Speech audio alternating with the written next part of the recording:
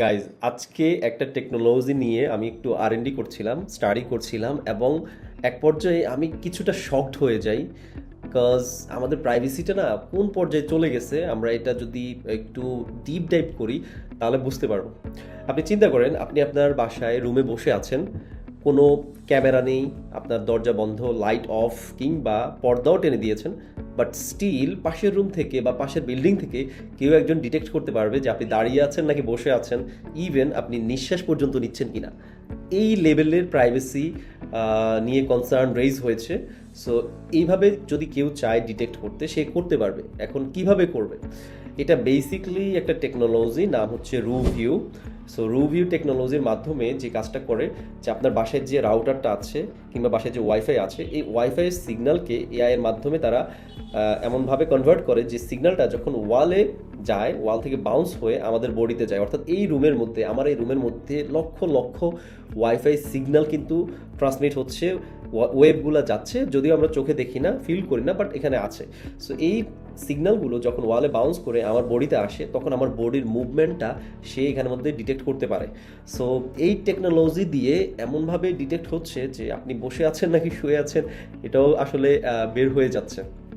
So আমার ওই Batman মুভির একটা সিনের কথা মনে পড়ে গেছে, যে এরকম ছিল গোথাম সিটিতে আপনার যতগুলো মোবাইল ডিভাইস ছিল, সবগুলো মোবাইল ডিভাইসকে সোনার মেশিন বানিয়ে ফেলে ব্যাটম্যান। বানানোর পরে সেটা দিয়ে পুরো সিটিকে সে স্ক্যান করে।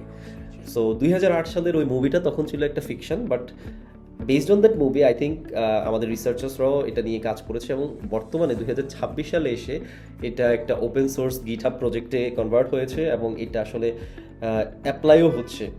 সো এটা নিয়ে আসলে অনেকেই অনেক কনসার্ন রেজ করেছে। কেউ বলছে like internet is divided into two parts, one is saying future is now, future is here, আর আরেকটা দল বলছে যে এটা পুরোটাই আসলে ওভার হাইপড, এমন কিছু হবে না, এটা স্ক্যাম।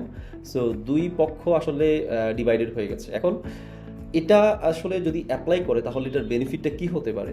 এক নম্বর বেনিফিট এটা হতে পারে যে এল্ডারলি কেয়ার হাউস যেগুলো আছে, যেখানে আমাদের এল্ডারলি পার্সন থাকে, তাদেরকে হয়তো ডিটেক্ট করা যাবে, তাদের ব্রিদিং হচ্ছে কি না সেগুলো হয়তো ট্র্যাক করা যেতে পারে।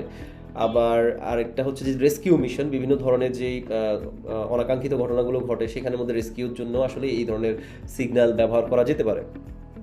সো এবং এটা নিয়ে আসলে অনেক রিসার্চিং ল্যাব কাজ করে যাচ্ছে, যেমন এমআইটি এটা নিয়ে কাজ করছে বহুদিন ধরে, দেন কার্নেগি মেলন ইউনিভার্সিটি কাজ করছে, আদার্স আরও ল্যাবগুলো কাজ করে যাচ্ছে। সো কোয়েশ্চেন এখন এটা না যে এটা পসিবল কি না, কোয়েশ্চেন হচ্ছে এটা যে মাস সার্ভেলেন্সের জন্য এটা কত দ্রুত এটা কনভার্ট হচ্ছে, কত দ্রুত এটাকে মাস সার্ভেলেন্সের জন্য অ্যাডপ্ট করা যাচ্ছে সেটা। আর এখন অফকোর্স এটাতে আমার প্রাইভেসি কনসার্ন থাকবে, কারণ আমার পাশের রুমে কেউ যদি আমার ওয়াইফাইটাকে হ্যাক করে সে ওই সিগন্যালটাকে ম্যানিপুলেট করে সে এটা দেখে যে আমি আসলে শুয়ে আছি না কি করছি, তাহলে definitely it should be my privacy concern.